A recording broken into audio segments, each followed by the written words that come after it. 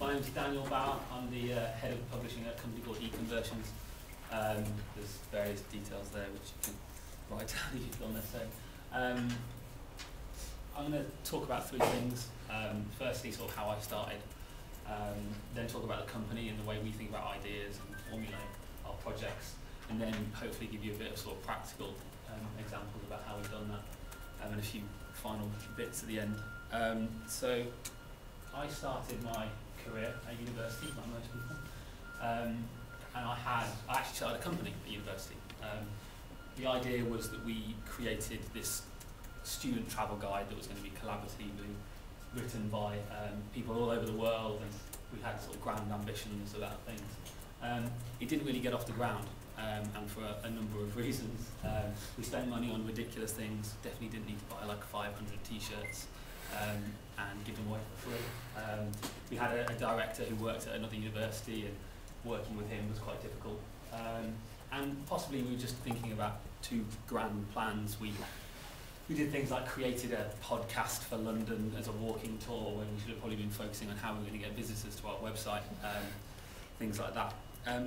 That said, we did a few things right, and I still see it as one of the most important steps I took before getting into my job. We engaged with the audience that we were trying to talk to. We went to student events, we contacted local bloggers, and got in touch with other travel organisations. We really badgered journalists to the extent that we annoyed quite a few people. It did get us into The Guardian and our local press and things like that. So we were making waves, if just small ones. We also wrote very obsessively about what we were doing, and I think that was something that I took away. And yeah, as I said, they're all things that I still do today, and have informed a lot of my opinions about the way the web works and things like that. I should say at this point that apologies if I focus completely on online. That's pretty much all I know about. I hope that some of the advice I give can be important or can help influence other businesses, but sadly that's where I'm going to focus. So when I finished university, well, just before I finished university, I was trying to work out what it was that I wanted to do. I knew I wanted to work in a sort of creative role in an online company, or maybe even start my own, but that's not necessarily gone well to date.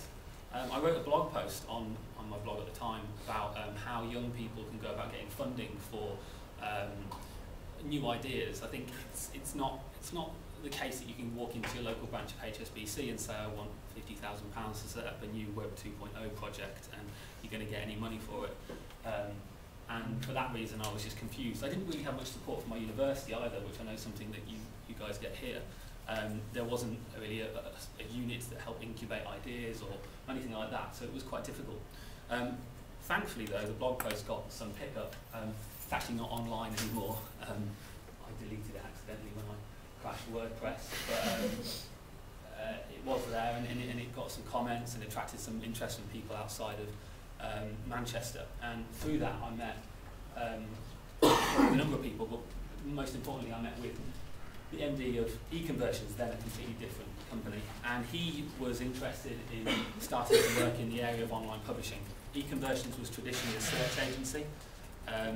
Basically, what a search agency does, those people don't know, is they manage spend for advertisers. So if you own a company, let's say Dell, who's one of our clients, you want to make sure that when people are searching for things like laptops or projectors or God knows what, that you get your advert in Google, in Yahoo, in MSN, and we provide good coverage for people there. But we wanted to move away from the sort of agency model. We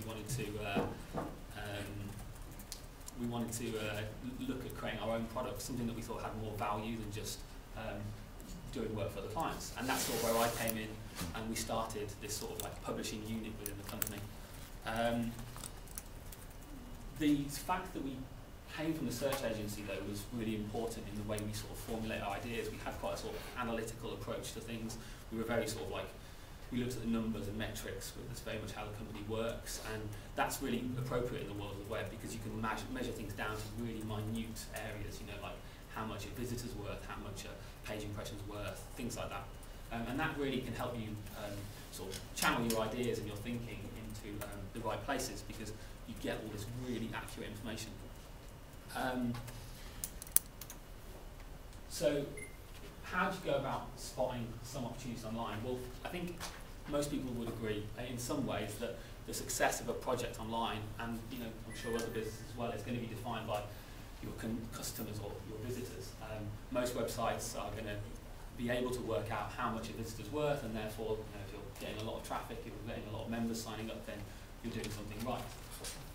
So understanding that, you have to sort of look at where people come from when they're online, where the traffic is, and how people get into your website. A very loose sort of like typology here. There's probably a lot more different strands you can look at, but if you think about it simply, I think you've got three types of site. You've got a destination site, which is one where people come into, and they sort of define a lot of what they do online through that site.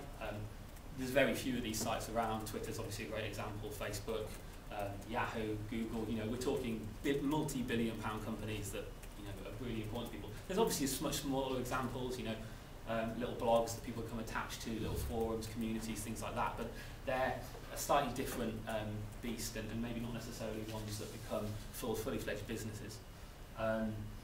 Then what I call the link beta, sites that just put up content, videos, things like that. They get people spreading information around the web about them.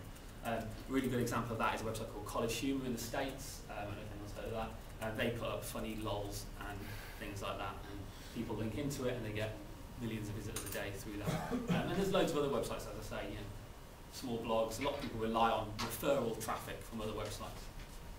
And then where we came into the search.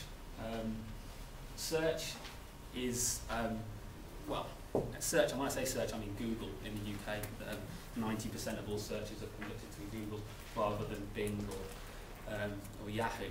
And search is really the sort of starting point for most people's quest online. I think someone referred to Google as a command line for the internet, and it's very apt. Before you do anything, you typically go to Google and you try and work out what it is that you're looking for and how you can find it. I think there's something like 300 million searches conducted a day online, and 500,000 a day get pushed through like news sites, vast amounts of traffic. So in that respect, that you ignore what search can offer for your business or idea at your peril.